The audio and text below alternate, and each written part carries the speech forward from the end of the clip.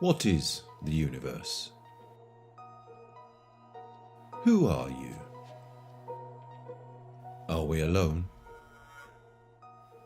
Many are the theories that provide plausible answers to these questions, but will we ever find a reliable one for all of them? More and more proven analogies suggest that there was a contact made here, on Earth. For 2.5 million years, our historical ancestors lived in caves. But then suddenly, everything changed. Human beings began to build huge monuments all over the planet. But how? And why?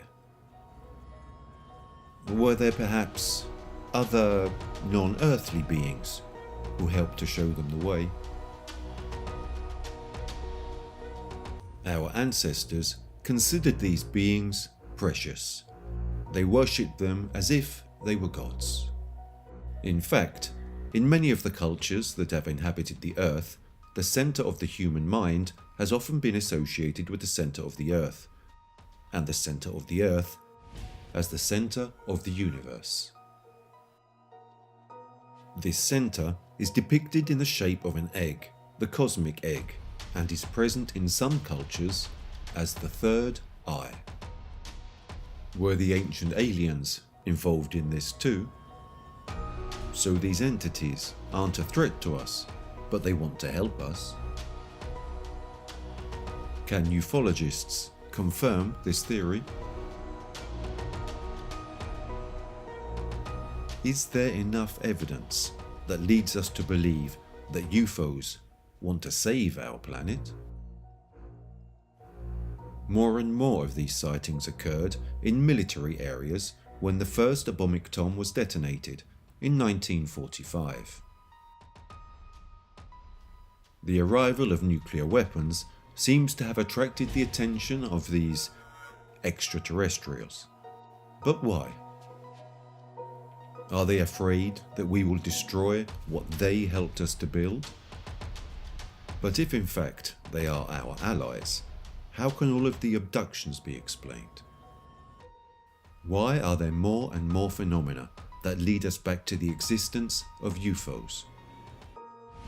Then, the mysterious case of the Bermuda Triangle. What's there? Official stories of disappearances of all kinds, right in that area. What is so different about that point of the ocean compared to all the others? Given the small amount of the ocean we have explored, we are probably missing out on something incredible. Fortunately, many researchers and experts have decided not to just limit themselves to studying just the skies, but have decided to broaden their research to then reach the great discovery: the USOs, unidentified submerged objects, the so-called UFOs of the sea.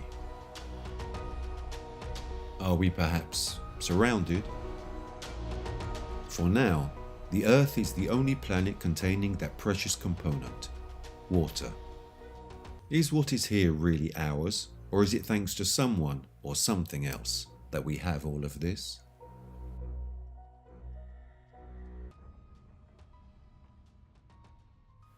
Have we been visited in the distant past by technologically advanced civilizations? Perhaps right at the dawn of our evolution. Astronauts who came to us in antiquity through space travel, landing on the surface of our planet, coming from the stars that fill our skies.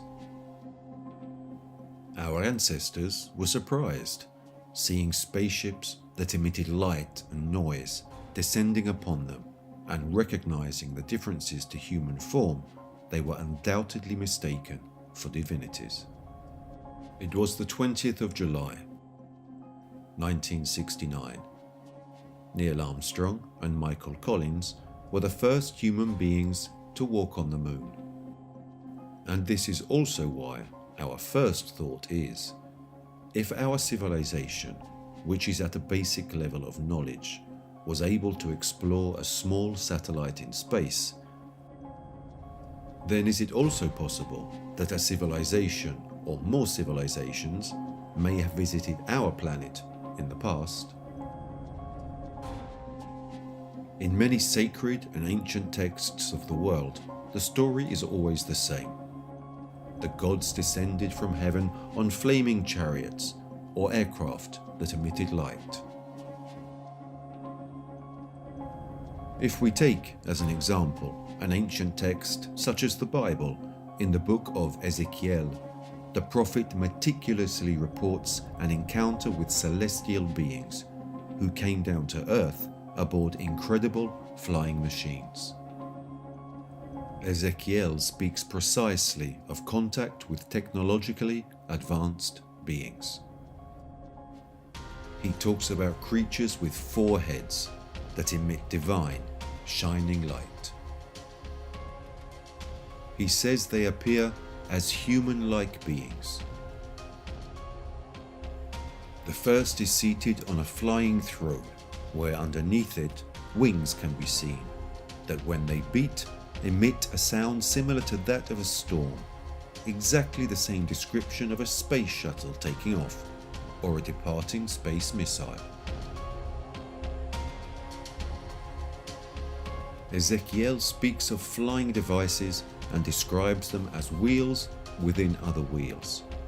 And here, technology is translated into the supernatural.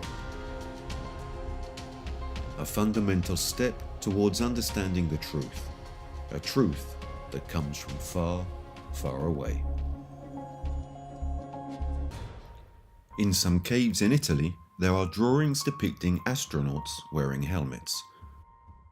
Also in America, in Utah, we have petroglyphs of strange creatures with antennae on their heads wearing helmets.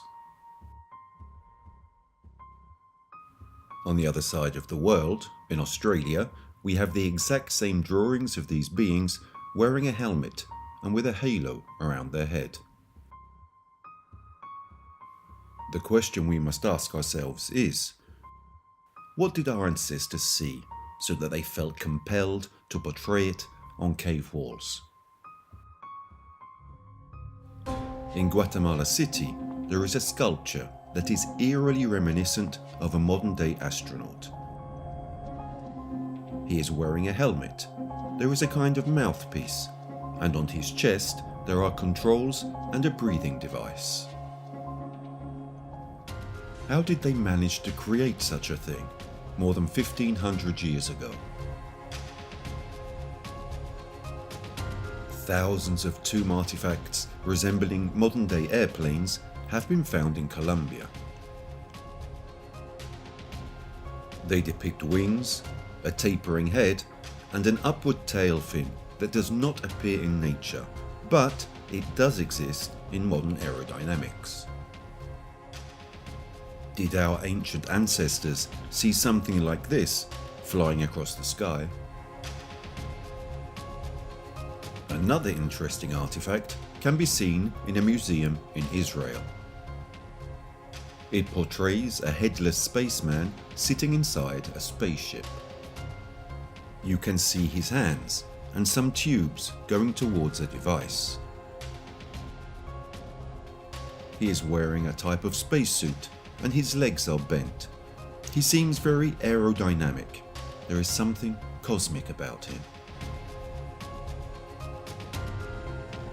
These people witnessed something, and with simple tools, they left evidence of it. Many of these ancient civilizations were distant in time and space, and were not in communication with each other. Yet, they possess similar accounts, depictions of the very same things. Maybe because everyone had had similar, sinister experiences? Did they all already know that we are part of a cosmic hierarchy of beings? There is legible evidence regarding these extraterrestrial visits, such as that can be found in ancient texts. And there is also visible evidence, such as the numerous rock paintings and stone writings that can be found all over the world. And this is where pictures are worth 1,000 words. All these ancient illustrations or statues portray figures dressed in strange ways, wearing unusual headdresses. But are they really alien astronauts? Visitors from other worlds who landed on the Earth millions of years ago? The most significant illustration for proponents of ancient alien theories can be found in Mexico. The Mayan archaeological site of Palenque had been abandoned for centuries when it was discovered by Spanish scholars. Here were found great pyramids, a secret tomb in the depths of the earth, and a very important sarcophagus. The sarcophagus of the ruler of Palenque. We are in the 7th century, and we are talking about King Pakal, a 2.5-meter tall, mysterious Mayan leader, who apparently died there. They built this pyramid around his tomb, and the Maya worshipped him as if he were some kind of deity. Ancient astronaut theorists interpret the engraving found on his grave as a man sitting in a capsule with a mask on his nose. With his upper hand he manipulates some controls, and with his lower hand he is switching some kind of device on. His heel is placed on a pedal, and a flame can be seen outside the capsule. Pakal appears not to have been the only alien who once walked upon our Earth. The Maya had a very advanced calendar and mathematical system. Why were the Maya so obsessed with the stars? Theirs was one of the most advanced ancient cultures. Yet, the Maya disappeared around the year 500, and we know nothing of their end. As if they had vanished into thin air. By now, there is multiple proof of an alien existence.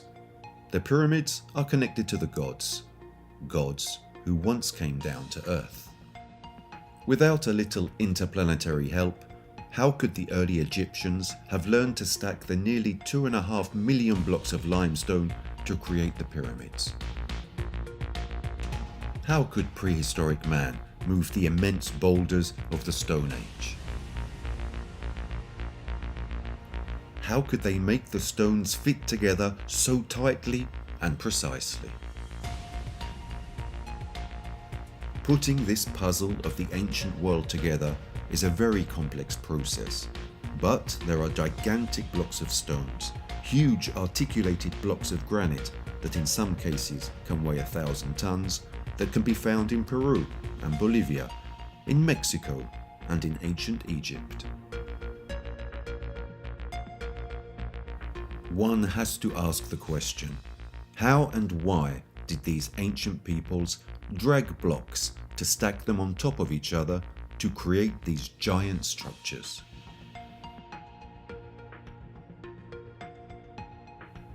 The best known and most mysterious megalithic structure in all the world is the Great Pyramid of Giza. The oldest and largest of the 3 pyramids in Egypt. It is believed that this engineering miracle was built over a period of 22 years, but for ancient alien theorists, these accounts do not add up. It is impossible that the Great Pyramid was built in just 20 years, because if that were the case, it means that they would have had to cut, transport, and place a stone every 9 seconds. Modern engineers say that even today they couldn't perform such a feat in such a short time. How did they build internal spaces so perfect and so clean, surrounded by granite and marble, inside pyramids and tombs? One thing is clear: somebody, somehow, helped our ancient civilizations. In Egypt, there are ancient traditions that say that the Great Pyramid was built by a pharaoh named Saurit. The name Saurit refers to the person known in the Jewish community as Enoch. Enoch is an Old Testament prophet. The books of Enoch are apocryphal texts. So is there a connection between the figure of Enoch and these extraterrestrials? He clearly states that he met them. In the apocryphal scriptures, it is written that Enoch gives the order to erect a building that cannot be destroyed for thousands of years. The ancient Egyptian texts clearly state that the pyramids were built by humans, but with the assistance of the guardians of the sky, that is, of the gods.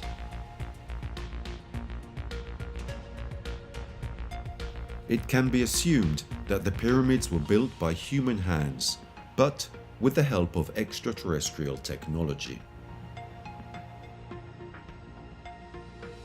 In 1877, the writer and theologian Joseph Seiss demonstrates that the Great Pyramid stands at the intersection of the longest line of latitude and the longest line of longitude, at the exact center of the entire landmass of the world.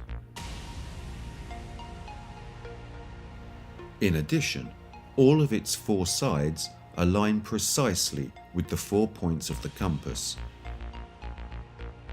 even though the compass was invented thousands of years later.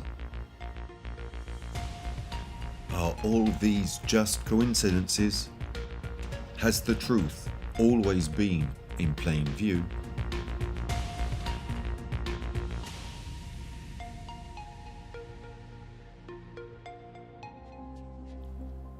In many of the cultures that have inhabited our planet, the center of the human mind has often been associated with the center of the Earth, and the center of the Earth as the center of the universe. In a close similitude that represents the meaning of creation itself.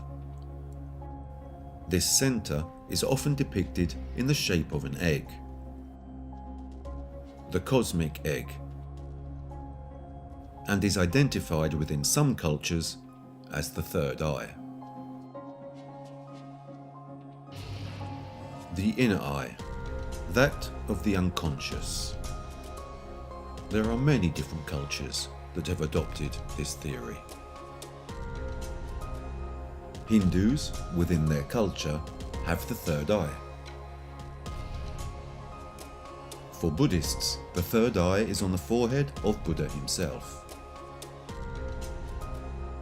There are similar representations in Mesoamerica and in many other cultures. The third eye symbolizes, for many of these cultures, its ability to contact and communicate with the higher spiritual realms, and therefore communicate with the gods, with the higher beings. But if we think about prayer itself within the Catholic religion, isn't prayer a way to try to communicate with the spiritual realms, the kingdoms of heaven? Throughout the history of ancient cultures, all these populations, through prayer or meditation, were said to be in contact with the gods. Different gods.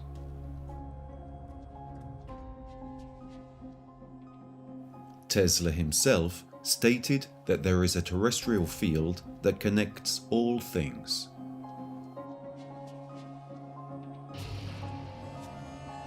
Princeton University has demonstrated the existence of the noosphere,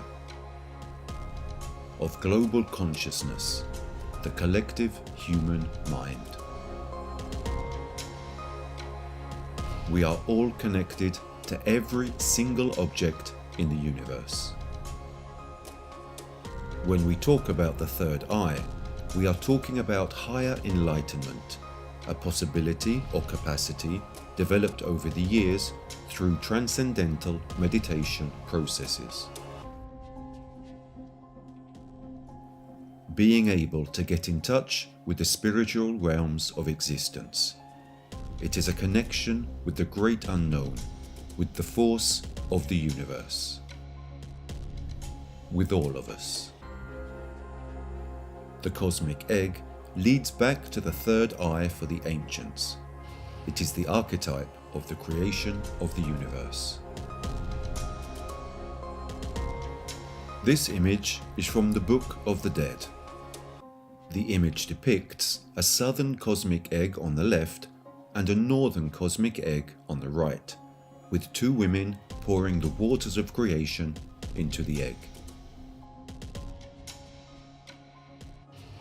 Even the ancient Egyptians have depictions of the cosmic egg.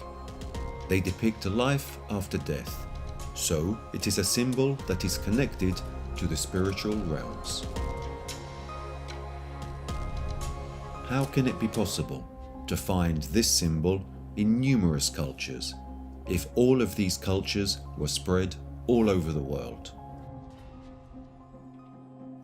How, if these cultures never made contact with each other? Why has this meaning and that same representation transcended the ages and placed itself at the center of this very meaning?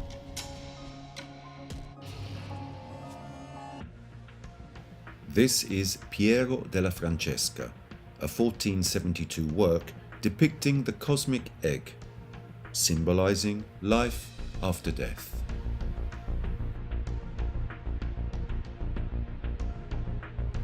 Here we have the cosmic egg depicted in the microcosm within an esoteric representation. Here we have a medieval depiction of a phoenix rising from the cosmic egg. Historians believe that there are also great affinities with the pine cone held by the Annunaki, the gods of the Sumerian pantheon, because it resembles a cosmic egg. Could this be connected too? Is everything connected? According to the theory, in which an ancient extraterrestrial visit to the planet is suspected, it is believed that the third eye is a metaphor created to identify a part of our brain that is fundamental for understanding what it means to be human. That is, the thalamus, which has the shape of two eggs. Another simple coincidence? The thalamus is an even structure with an ovoid shape that includes several nerve nuclei divided into 4 distinct parts, and it has different functions. Its main one is the functioning of all sensory systems.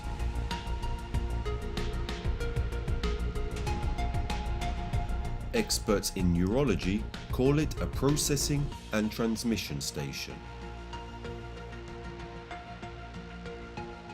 The Eye of Horus symbolizes good health and prosperity.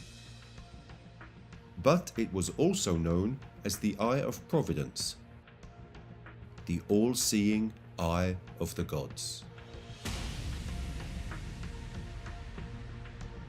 The really absurd thing is that if you look at what the thalamus and all the nervous structures surrounding it are like,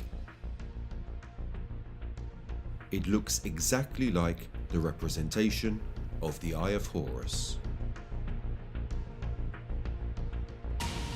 The meanings attributed to the power of the gods or to the connection with them can be traced back to the specific functions of the thalamus within our brains.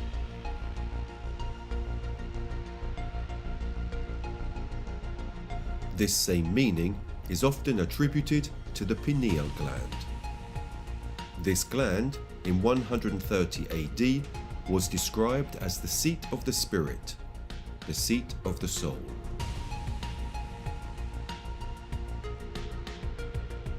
The most interesting aspect of this gland is the fact that it produces DMT, or dimethyltryptamine, a neurotransmitter, also called the molecule of God, which has particular functions related to the connection of the body and the spirit. It is no surprise that this substance is still used in South America by shamans who say they are in contact with the gods.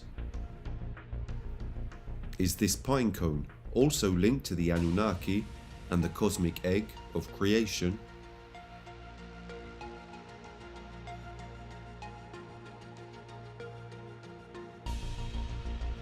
Jung stated that our psyche is constituted in harmony with the structure of the universe, and what happens in the macrocosm equally happens in the infinitesimal and more subjective recesses of the soul.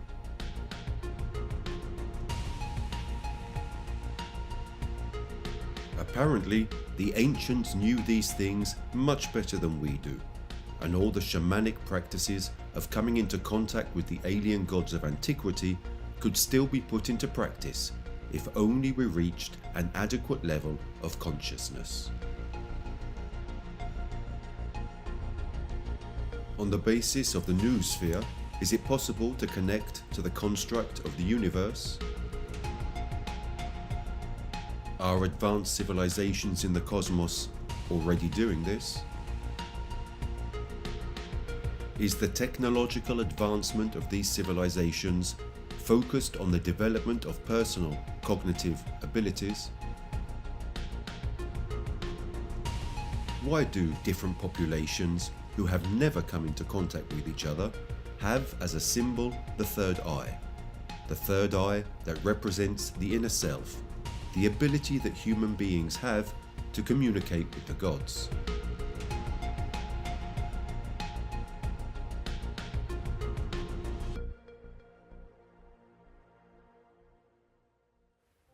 Something changed. Perhaps the awareness of the human being. Maybe a feeling such as arrogance took over.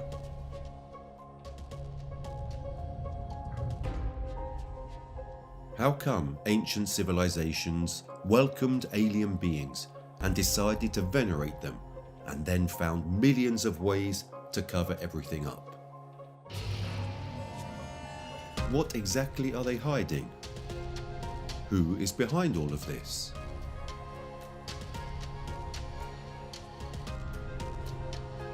One thing is certain.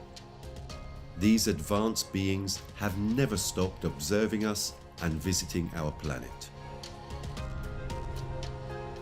The UFO mystery continues to be one of the most intriguing puzzles that has always fascinated mankind. What are those brightly lit objects darting across the sky? Are they perhaps piloted by beings from other planets? Is it always them? Or have they evolved over the centuries, as we eventually did? And why should travelers come here? Is the Earth actually that special? Many researchers believe that the evolution of mankind itself can answer this question. One theory even claims that extraterrestrials developed an interest in us the day we detonated our first atomic bomb.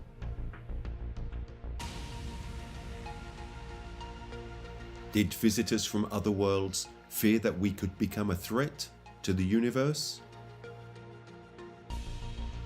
That with our rockets we could have destroyed inhabited worlds?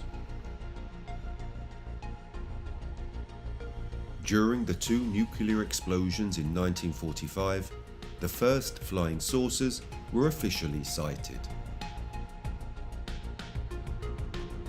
In 1947, the pilot Ken Arnold was flying over Washington state. And when he landed, he claimed to have seen 9 silver discs following him. And according to his estimates, they were flying at approximately 2,600 kilometers per hour. He described their movement as that of a saucer, skipping along the surface of water, and the reporters were so enthusiastic that one of them coined the phrase flying saucers. But were the flying objects Arnold saw really the first UFOs? During the Second World War, luminous objects were sighted following aerial bombardments as they made their way to their target in Germany. Are there any objects sighted in our skies in the past that suggest what the real mission of the alien visitors is? In November 1896, in California, a ghost ship suddenly appeared over Sacramento. It projected a huge beam of light in front and behind it, and had some strange equipment, like thrusters or wings. The object travelled around the rest of the country during April 1897, and there are numerous descriptions of it. Something similar happens in Minnesota.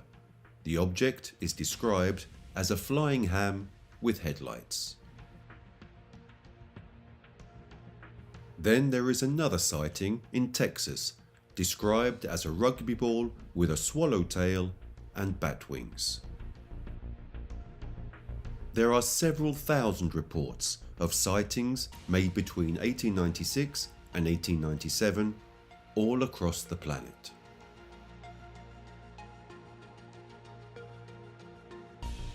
There are drawings that are more than 400 years old, and they are documents that change many opinions. They were found in the 16th century. Whoever made these drawings had certainly seen something. They are evidence of sightings even in that century, the difference being that they were considered as divine signs. In August 1566, in Basel, Switzerland, huge black globes floated in the sky, and earlier, in 1561, similar objects were sighted in Nuremberg. If we turn to the 16th and 17th centuries, we enter the golden age of sightings, that we generally call UFOs. John Calvin said that miracles occurred every day. In a depiction of the 1600s, you can see some strange objects in the sky. The Roman historian Livio tells of a flying object that crosses the sky. In Istanbul, there is a strange map made by a 16th century Turkish cartographer. The Piri Reis map was drawn up in 1513, 21 years after the discovery of America. In it, it is to be noted that Antarctica is a continent, but Antarctica was only discovered in the 19th century. And there are mountains that were not discovered until the 20th century. How is that possible? Only somebody who had seen the planet from above, from space, could have made a map depicting the Earth in this way. And it is also strange that the Piri Reis map was created at a time when Western civilization was heading towards great expansion. Were the aliens really starting to take an interest in the course of human evolution? Could their involvement have been vast enough to give us such important advances?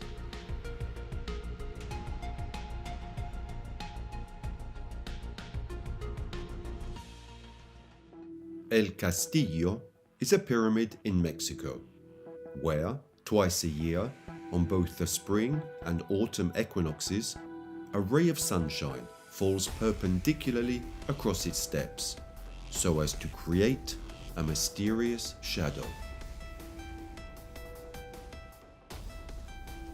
The image of a giant snake crawling along the base of the pyramid attracts the eye. The snake is the representation of Kukulkan, the Mayan god who is said to have created all life forms on Earth.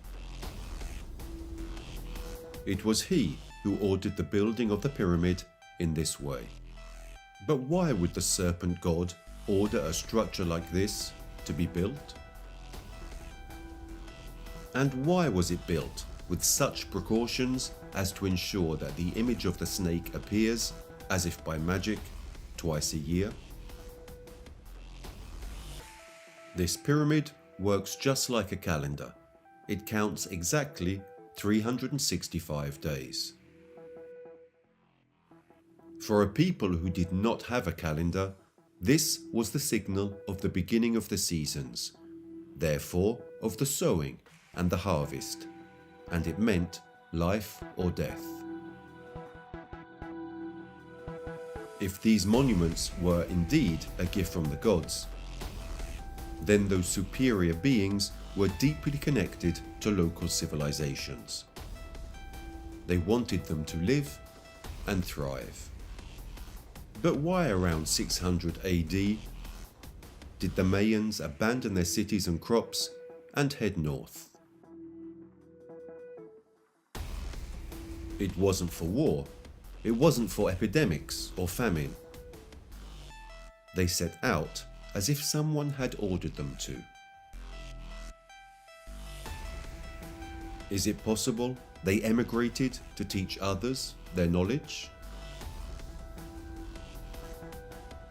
That they achieved these goals without any outside help?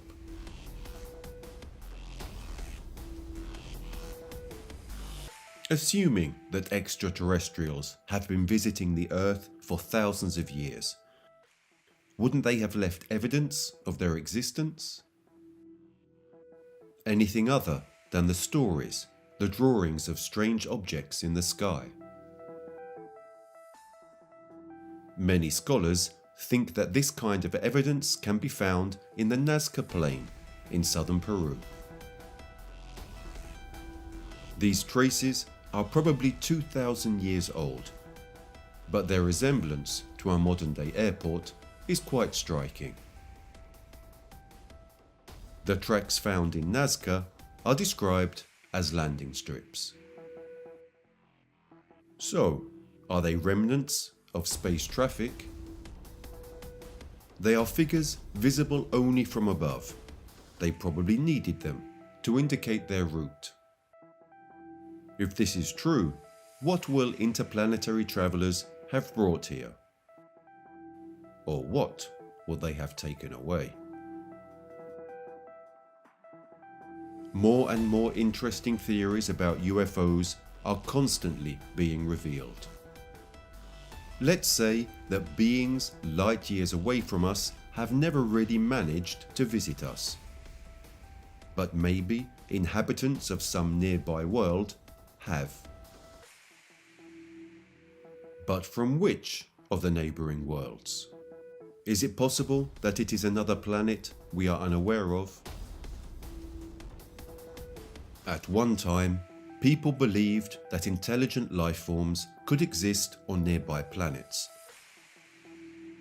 In fact, people associated UFOs with Mars or Venus. But today, we know that conditions existing on the other planets in our solar system make the existence of life unlikely.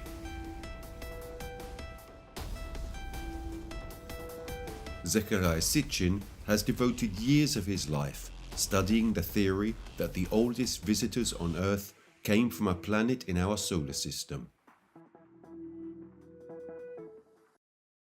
He believes that the answer lies in the Sumerians, whose origins are uncertain. The first information concerning them dates back to the 3rd millennium BC. We can find many answers to questions about extraterrestrials, and we can witness them in the ancient records of the Sumerians. Their civilization originated in the territory we know today as Iraq, some 6,000 years ago, and provided the basis for all the great cultures that followed. From the Babylonian to the Syrian culture. Sitchin states it all originated with the Sumerians. Writing and mathematics, the wheel, the oven, brickmaking, multi-story buildings, the monarchy, codes, laws, astronomy, and much, much more. Many cultures have had to struggle over centuries to evolve. But the Sumerian civilization suddenly appeared, as if it had been transported there. The Sumerians were aware of detailed notions about the solar system thousands of years before modern astronomy was born. How is this possible? The knowledge that the Sumerians had of astronomy is incredible. They knew all the planets that we know today. They described and even depicted them in their exact positions and dimensions. Copernicus was the first astronomer to prove that all the planets in our solar system revolve around the Sun. This happened in 1543, but the Sumerians claimed the same thing over 5,000 years earlier. Another thing that is even more incredible, they described Uranus and Neptune as blue-green twins. We were able to observe these planets closely only in 1986, thanks to the Voyager space mission. This space mission described the two planets as blue-green twins. Exactly as the Sumerians had described them. Is all this just a coincidence? Is it just fantasy? The Sumerian text explicitly says that all their advanced knowledge came from the Annunaki, a word which literally means those who came to Earth from heaven. But where did these visitors come from? Did the Sumerians leave any clues? The ancient Sumerian writings describe a planet that revolves around the Sun in an oblique orbit with respect to the others, and that makes a complete orbit every 3,600 of our years. They called this planet Nibiru, and it would seem that the Anunnaki came from this world.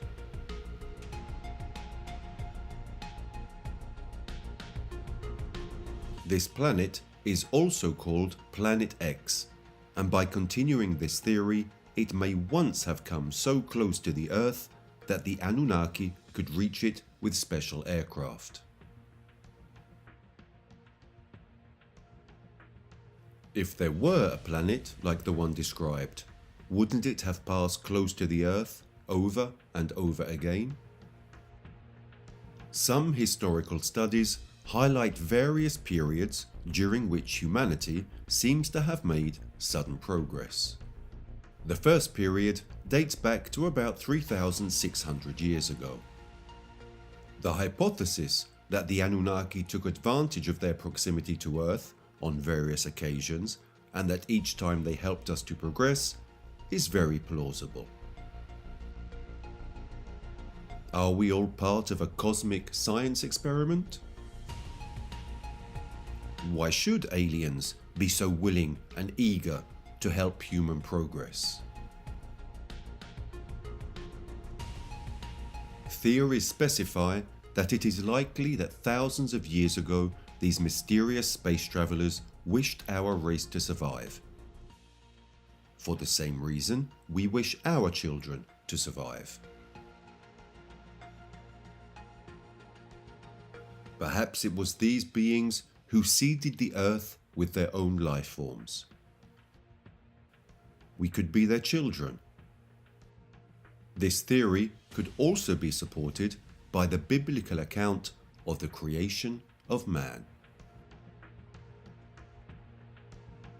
The 6th chapter of Genesis narrates that the descendants took the daughters of man for wives, and then from this union children were born, who over the years became the men of antiquity. Are they referring to aliens by any chance? To the Anunnaki?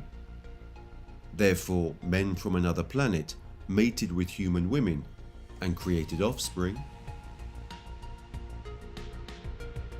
We know that only recently, the key that allows us to read our genetic structure, the helical structure of our DNA, was discovered.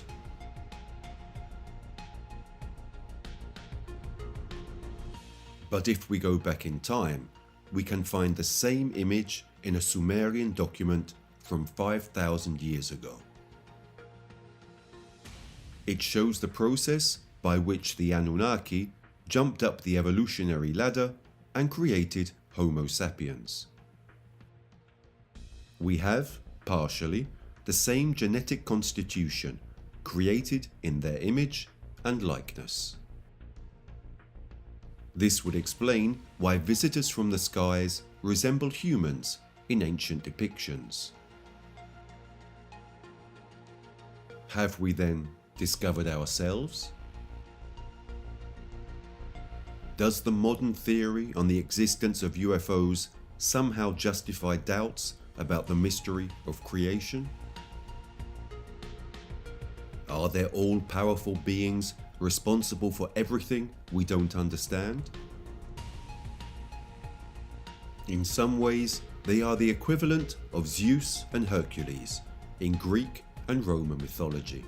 Thus, in a certain sense, they represent the last chapter of the great story of human mythology.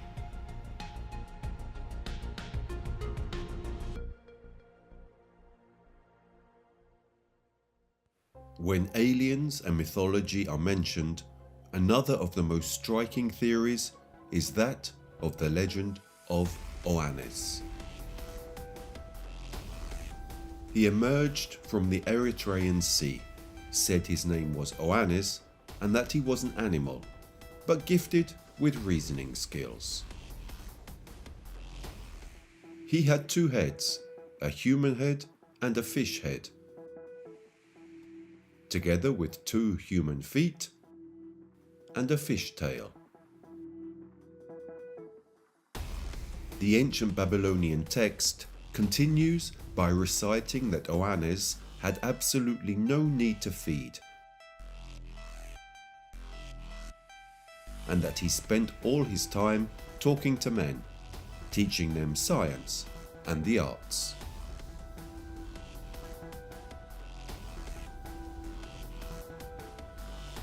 It was in fact from Oannes that men learned writing, learned to understand signs, and planned the construction of a temple.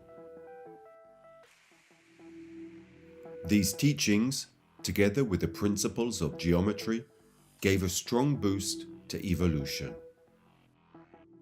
They became the cornerstones of all cultures.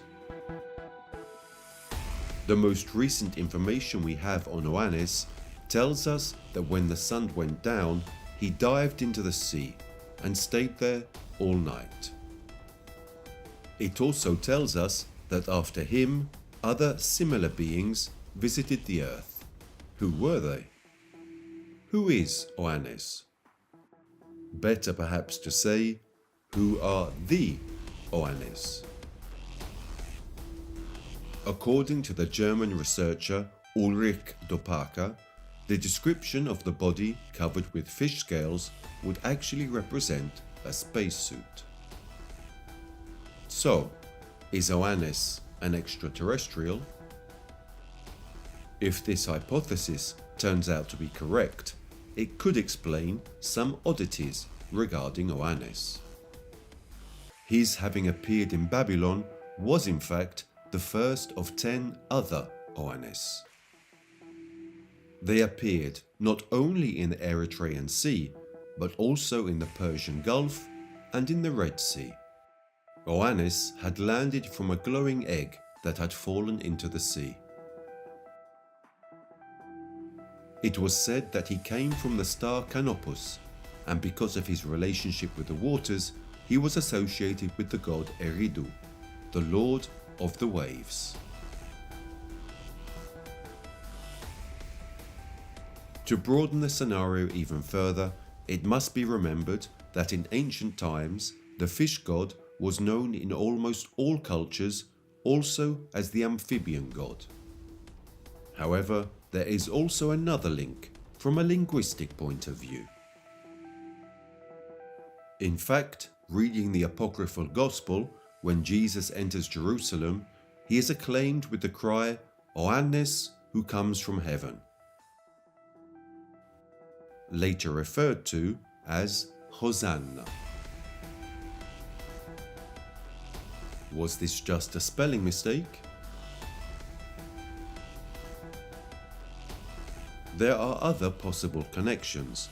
For example, the fact that the symbol of the early Christians was actually a fish that derives from the Greek word iktus, which in turn derives from Vesica Piscis, or the cosmic egg.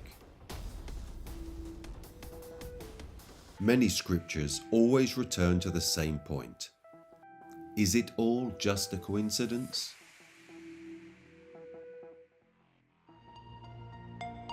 Most scholars and most people who believe in the existence of a higher entity are, however, increasingly focused on observing and studying the skies, forgetting that space is not the only unexplored dimension. There is another one. The sea, which is much closer to us. These phenomena that apparently have always been among us are now catalogued as USOs, the UFOs of the sea.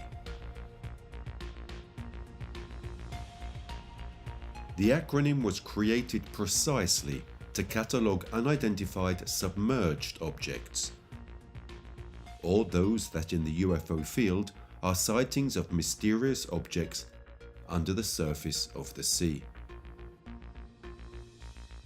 These are sightings not attributable to recognized objects, and even if the number of sightings are fewer than those relating to UFOs, it is a topic that deserves more truth.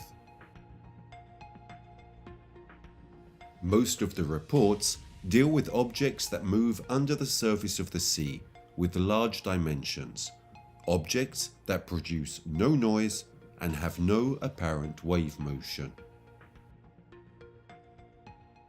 Opinions on this subject are mixed. Often these are natural phenomena or military vehicles, but many cases now show the opposite. The United States began to show some interest in USOs as early as the 1960s. Later, on the 29th of August 1964, photographs were circulated showing a spherical object about 2,000 kilometers off the coast of Chile. Reports soon also arrived from Europe. In Italy, in 1978, in the stretch of sea between Bellaria and Cesenatico, a huge fireball rose from the depths and darted towards the sky.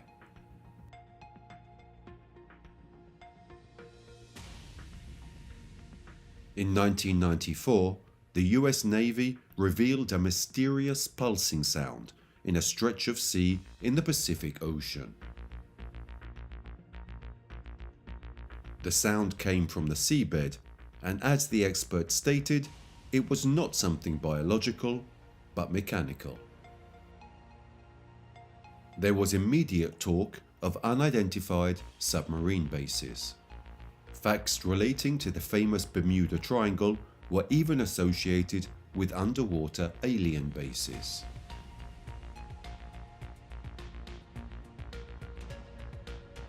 In Canada, in 1967, in a small fishing village which is called Shag, and which even remains off of marine maps, they faced a particular phenomenon.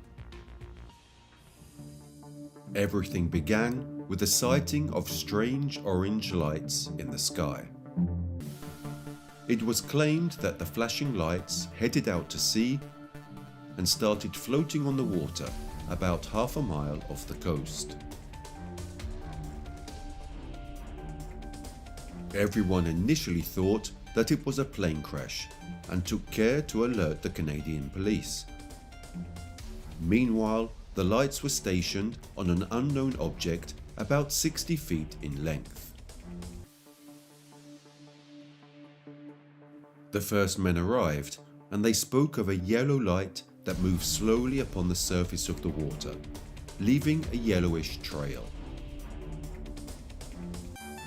No boats and no aircraft were missing from the roll call that evening. The following day, an official communiqué was issued. Something from the sky had hit the water. An object of unknown origin. The incident was quickly closed, with no comments from the official authorities. But why? Yet the American UFO Research Center conducted in-depth research on the case, noting deliberately unspoken details. The object traveled at a speed of 25 nautical miles, in an area of sea close to a survey base. The object was picked up by sonar, and the signal was sent to some nearby ships. After a few days, the authorities made an anonymous recovery attempt, even if no one ever specified what there was to be recovered. In December 1977, the crew of the fishing boat noticed a donut-shaped object that slowly emerged from the water, between 300 and 500 meters long. When it took off, it remained in stationary orbit almost above the boat, putting all its installation systems out of use. Evidence. Chilling testimony years afterwards. More and more people see things, fewer and fewer people are silent.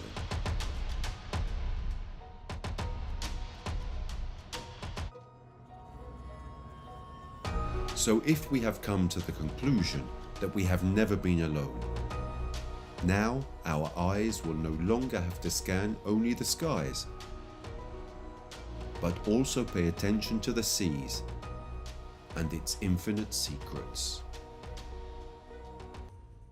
So, there are several theories that revolve around UFOs. Are they actually our creators? Have we, human beings, succeeded in progress with the help of somebody else? What has changed over time to lead us to hide the truth about our true existence?